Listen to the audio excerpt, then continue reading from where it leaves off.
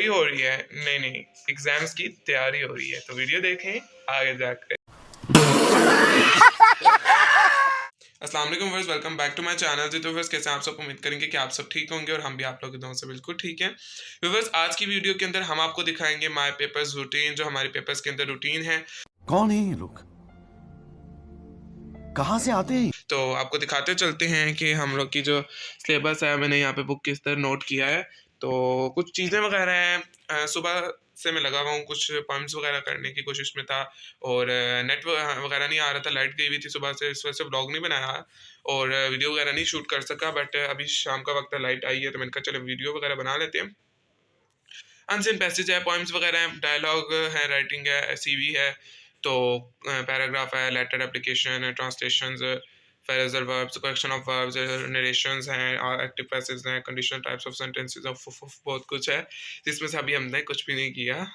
देखा आपने लापरवाही का नतीजा है। मेरा मतलब है कुछ नहीं, मतलब अनसीन पैसेज आना है। मैंने वैसे ही चैप्टर्स पढ़ रहा था एक एक दफ़ा, तो उसमें से वैसे कुछ आना तो है नहीं। पोइम्स वगैरह तो कर ली हम लोगों ने, और उस पोइम्स की ट्रांसलेशन वगैरह आ सकती है और मतलब पैराफ्रेजिंग वगैरह आ सकती है और क्वेश्चन आंसर्स आ सकते हैं उसमें से, और इसमें से 15 एक नंबर हमारा गेन हो सकते हैं। अनसीन पैसेज आएगा, उसमें से हमारे 25 नंबर आ जाएंगे, 24-25 नंबर का पैसेज होगा।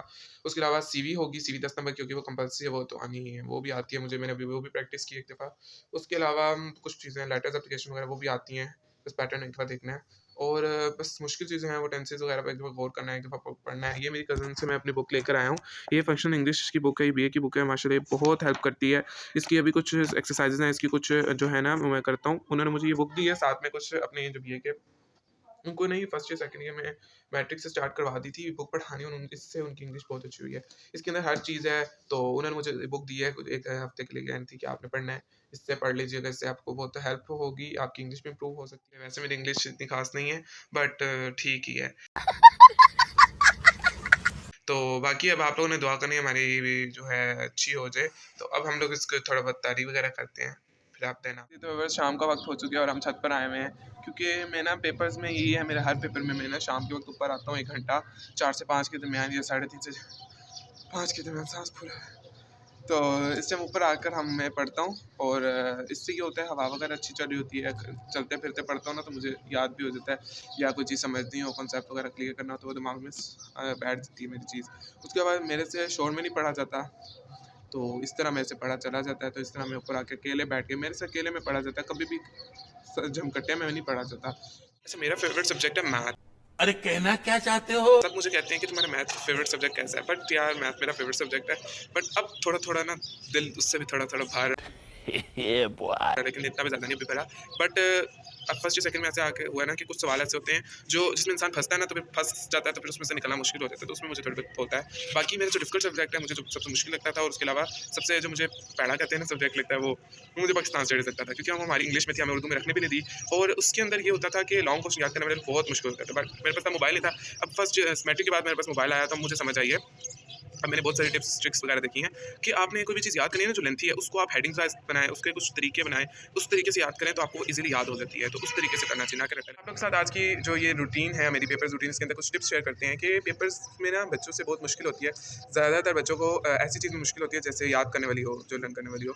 अच्छा, मेरी उनके लिए ये टिप है कि आपके पास मैं ये टिप दे सकता हूँ कि आप लोग को रट्टे लगाने की ज़रूरत नहीं है। समझ रहे हो?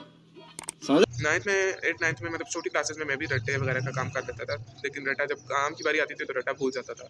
तो रट्टाबाजी का काम नहीं होता। हाँ, उसको ये करना चाहिए कि आपको ना अपने दिमाग में उसको कॉन्सेप्ट क्लियर करना चाहिए, ट्रांसलेट कर लेना चाहिए। उसके बाद उस चीज़ को आप अपनी लैंग्वेज में भी लिख सकते हो, जो भी टूटी फिटी होती है अपनी लैंग्वेज में भी लिख सकते हो, कुछ भी कर सकते हो। तो आपको अपने ये टिप्स हैं कि आप लोग को रट्टा नहीं लगाना चाहिए, ठीक है। अच्छा जी, मेरा ऐसा होता था कि रट्टाबाजी जो है ना, मुझे क्लास में बच्चे, कुछ बच्चों ने मेरी छेड़ रखती थी कि ये रट्टा भी लगाता है, 1-2-3 टीचर्स हैं उनको कहा ये रट्टे लगाता है ना, तो मुझे कोफ्त होती थी, मुझे उन पे से होती थी यार ये ऐसे क्यों कहते हैं। तो वैसे भी मैंने रट्टे लगाने छोड़ दिए हुए थे, मैं पहले लगाता था, क्योंकि रट्टे मैं लगाता था तो बाद में जब काम की बारी आती थी ना, जब टेस्ट होने लगता था तब रट्टा भूल जाता था। तो इसके बाद मैंने छोड़ दिया, उसके बाद मैं उसको ट्रांसलेट करता था उर्दू के अंदर, उसके बाद उसको याद करता था, मुझे इजीली याद हो जाता था।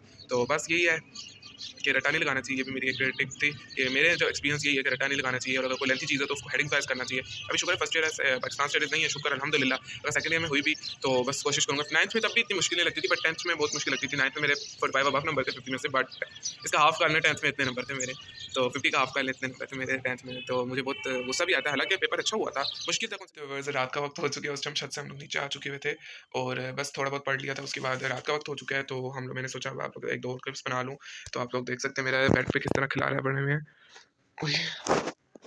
ये बुक जो है वो मैं अपने फ्रेंड से लेकर आया था, तो मैंने कहा इससे भी थोड़ी बहुत प्रिपरेशन कर लेते हैं क्योंकि उनके स्कूल में वो करवाया बुक थी ना, तो मैंने कहा इससे देख लेते हैं। बाकी आना सब कुछ खुद से है, बस थोड़ा बहुत एक दफ़ा रिवीजन करूँ टेंसेस वगैरह की, बाकी चीज़ों वगैरह की भी, हर चीज़ की कुछ फॉर्मेट वगैरह देख रहा हूँ, तो बस यही होता है क्योंकि बड़ी क्लासेस में इंग्लिश का पेपर है ना, तो इस वजह से कुछ मतलब कॉन्सेप्ट ही आएगा, सारा कॉन्सेप्ट लिखना होगा और मतलब अनसीन आएगा, कुछ भी बुक से नहीं आना, ये तो बोर्ड वालों ने पहले से कह दिया है, तो अब फ़ायदा कोई भी नहीं है वो रट्टे लगाने का या चाटने का किताबों को।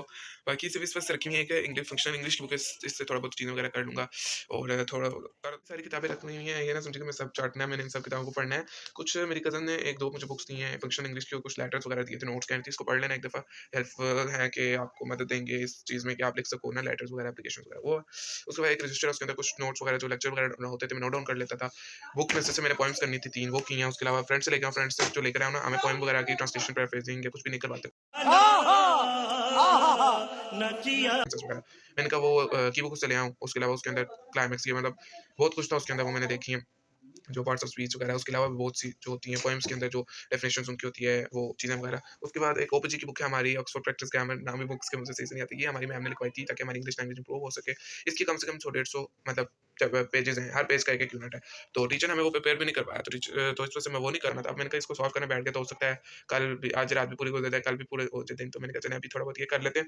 उसके अलावा अपनी एक पीटीबी की टेक्स्ट बुक होती है वो है। बस पेपर की तैयारी हो रही है, नींद तो नहीं आ रही बट एक वीकनेस सी हो रही है। और शाम के वक़्त मैंने चाय पी थी, मैंने उसका क्लिप याद है, नहीं रहा जल्दी में बनाने, मामा ने कहा जल्दी से चाय पी लो, नमाज़ वगैरह पढ़ी थी, तो चाय वगैरह पी और साथ में थोड़े वो पापड़ वगैरह होते हैं वो बनाए थे, वो खा लिए, बस यही रूटीन थी। बस व्लॉग एन्जॉय करें और मैं पेपर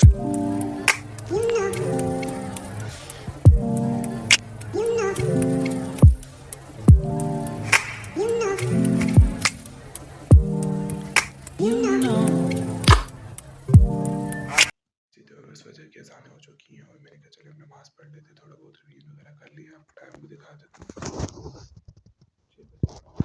थोड़ी देर हो चुकी है, हुई भी अज़ानें बट मैंने कहा चलो अब नमाज़ पढ़ते हैं।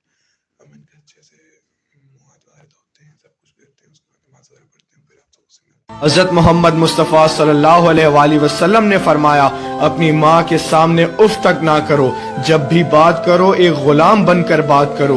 जो इंसान अपनी माँ को राज़ी करता है वो ऐसा समझ ले उसने अल्लाह को राज़ी कर। और सुबह के वक्त आपको सूरह यासीन शरीफ और जो है सूरह मुज़म्मिल की पढ़नी चाहिए और मगरिब के वक्त सूरत वाक़िया रोज़े में भी रिज़्क़ में बरकत के लिए और सूरत मुल्क इशा के वक्त ज़रूर पढ़नी चाहिए। मैं अभी पढ़ लूँ, 5-10 मिनट लगते हैं, उसके बाद अपना रिवीजन करते हैं और नाश्ता वगैरह करते हैं, फिर आपसे तो अगर सब कुछ करने के बाद हम लोग को ड्राई फ्रूट्स मिले हैं क्योंकि ड्राई फ्रूट्स खाना भी ज़रूरी है, तो ये हमें ड्राई फ्रूट्स वगैरह मिले हैं। आप लोग को भी इसको ज़रूर खाना चाहिए गर्मियों में